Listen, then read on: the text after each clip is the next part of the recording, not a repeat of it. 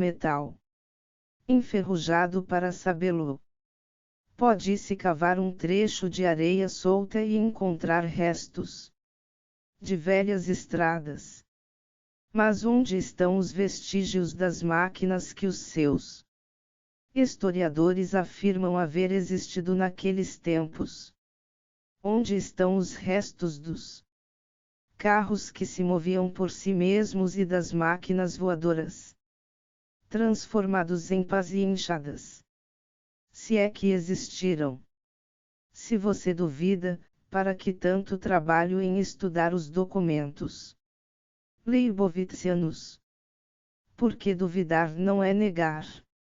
A dúvida é um poderoso instrumento que deveria ser aplicado à história. O núncio sorriu contrafeito. E que deseja você que eu faça a respeito disso? Ilustre mestre. O escolástico inclinou-se para Apolo, com seriedade. Escreva ao abade desse lugar. Assegure-o de que os documentos serão tratados com o maior cuidado, e devolvidos depois de examinados a fundo a sua autenticidade e o seu conteúdo. Em nome de quem darei tal segurança no seu ou no meu? No de Anegan, no seu e no meu. Só posso fazê-lo em seu nome e no dele. Eu mesmo, não possuo tropas. O escolástico enrubesceu. Diga-me, ajuntou o núncio depressa, por que motivo, apesar dos bandidos, você insiste em ver os documentos aqui, ao invés de na abadia?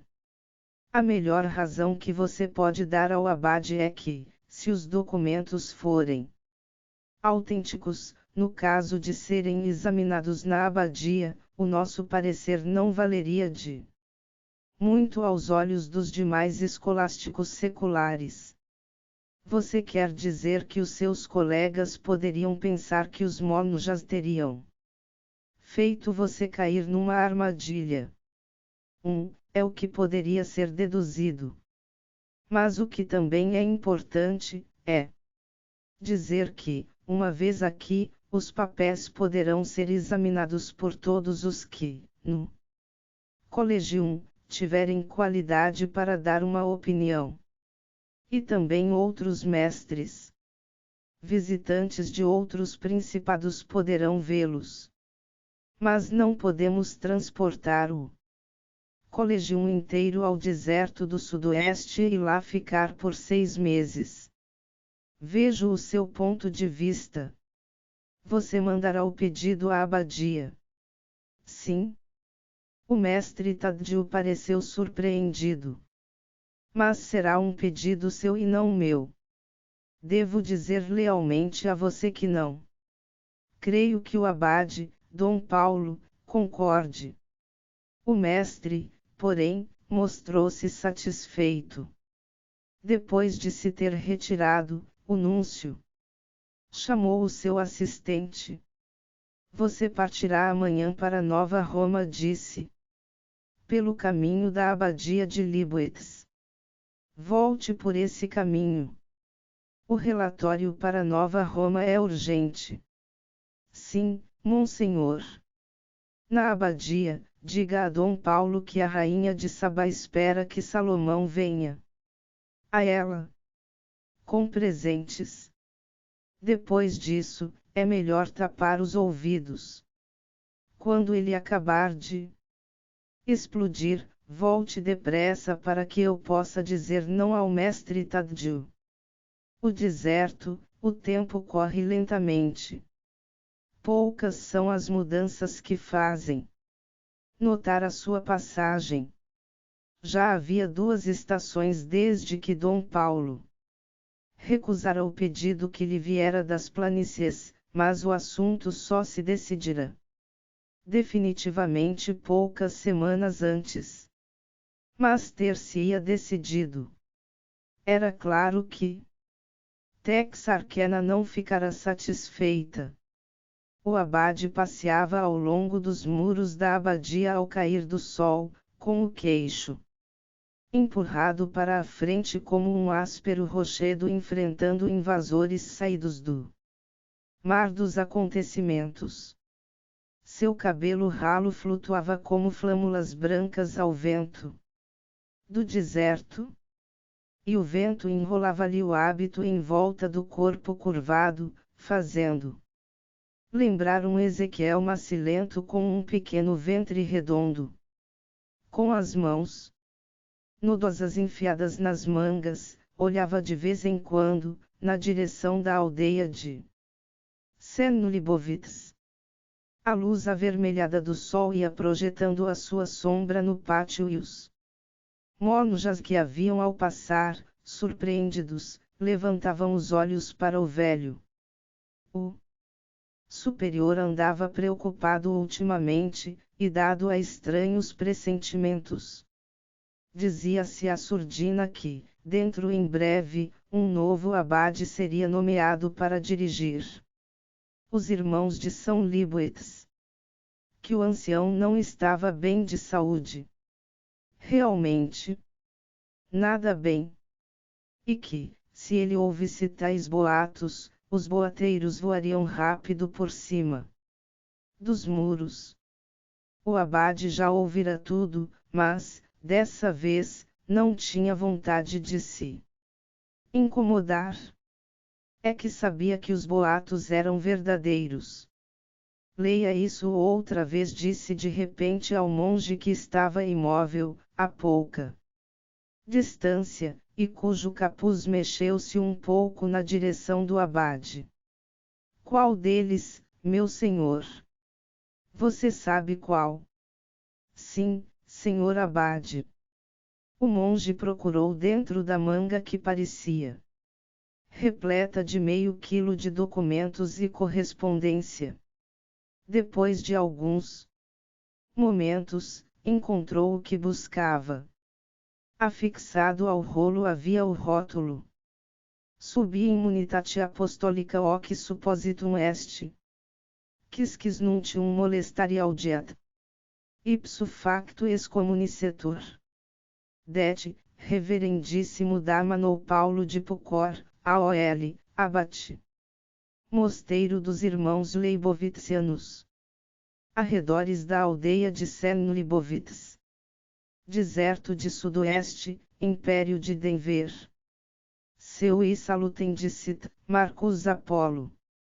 Papatiai apocrisarius texarcanai. Está certo, é esse mesmo. Leia, disse o abade impacientemente. Accedit ad eiem, o monge fez o sinal da cruz e murmurou a costumeira bênção dos textos, rezada antes de ler ou escrever, com tanta exatidão quanto as orações antes das refeições. A preservação das letras e do saber através de um negro milênio fora o objetivo dos irmãos de Libovitz, e esses pequenos rituais ajudavam a mantê-lo em foco. Terminada a bênção, ergueu o rolo contra a luz do crepúsculo, tornando-o transparente. Iterum oporte aponerit bicrucem ferendam, amici.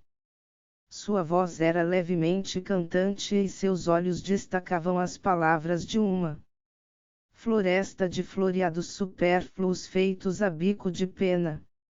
O abade encostou-se ao parapeito para ouvir, enquanto olhava as aves de rapina que descreviam círculos sobre a mesa de Last Resort. Mais uma vez é necessário enviar uma cruz que você deverá carregar, amigo.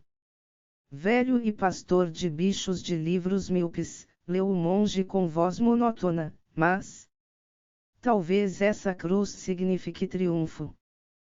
Parece que a rainha de Sabá irá afinal a Salomão. Ainda que, provavelmente, para denunciá-lo como charlatão. Escreve para avisar que o mestre Tadjupfar dentro DNSC, sábio entre os sábios, escolástico entre os escolásticos, louro filho natural de um certo príncipe, e dom de Deus para uma geração que desperta, por fim decidiu-se a visitar você. Depois de perder toda a esperança de transportar a sua memorabilia para o seu formoso reino. Chegará por volta da festa da Assunção, se conseguir evitar os grupos de bandidos no caminho. Levará suas desconfianças e um pequeno grupo de cavalaria armada, por cortesia de Anegan II, cuja corpulenta pessoa debruça-se sobre mim enquanto escrevo, grunhindo e fazendo carrancas para estas linhas que traço por ordem de sua supremacia e nas quais espera que elogie seu primo, o mestre, na esperança de que você o honre devidamente. Mas como o secretário de sua supremacia está de cama com gota, serei perfeitamente franco. Em primeiro lugar, deixe-me prevenir você a respeito dessa pessoa, o mestre Tadju. Trate-o com a sua caridade costumeira, mas não confie nele. É um escolástico brilhante, mas secular e, politicamente, preso ao Estado. Aqui, Anegan é o Estado. Além disso, o mestre é um tanto anticlerical, penso, ou talvez somente antimonástico. Depois do seu nascimento escandaloso, fizeram-no desaparecer num mosteiro beneditino mas não, peça ao emissário que fale sobre isso. O monge levantou os olhos da leitura. O abade ainda olhava para as aves de rapina sobre Last Resort. Você ouviu falar na infância dele, irmão? Perguntou Dom Paulo. O monge acenou que sim. Continue a ler. A leitura continuou, mas o abade cessou de ouvir. Sabia a carta quase de cor. Mas sentia que havia algo que Marcus Apolo quisera dizer nas entrelinhas que ele, Dom Paulo, ainda não entendera. Marcus tentava avisá-lo, mas de que? O tom da carta era levemente petulante e parecia cheio de incongruências de mau agouro que poderiam ter sido postas ali expressamente para formar uma única e negra congruência, mas não conseguia adivinhar qual. Que perigo poderia haver em deixar o escolástico secular estudar na abadia? O mestre Tadju, segundo o emissário que trouxera a carta, fora educado no mosteiro beneditino para onde o tinham levado em criança, para não ferir os sentimentos da esposa de seu pai. Este era tio de Anegan. Sua mãe, porém, era uma criada. A duquesa, mulher legítima do duque, nunca protestara contra os namoros do marido, até essa criatura vulgar dar-lhe o filho que sempre desejara. Então, declarou-se ofendida. Nunca tivera senão filhas e quando se viu suplantada por uma plebeia, enfureceu-se. Mandou embora a criança, chicoteou e despediu-a criada e aumentou o seu domínio sobre o duque. Queria dar-lhe um filho e salvar a sua honra, deu-lhe mais 3 filhas. O duque esperou com paciência durante 15 anos, quando a duquesa morreu vítima de um aborto, outra menina, ele prontamente foi à abadia beneditina reclamar o filho e fazê-lo seu herdeiro. Mas o jovem Tadju de Anegan Fardentrot era agora uma criança amargurada. Passara da infância à adolescência à vista da cidade em que seu primo irmão estava sendo preparado para o trono, se a sua família o tivesse ignorado. Talvez não se ressentisse de sua situação de enjeitado. Mas tanto seu pai quanto a criada em cujo ventre fora gerado, vinham visitá-lo com a frequência necessária para lembrá-lo de que era feito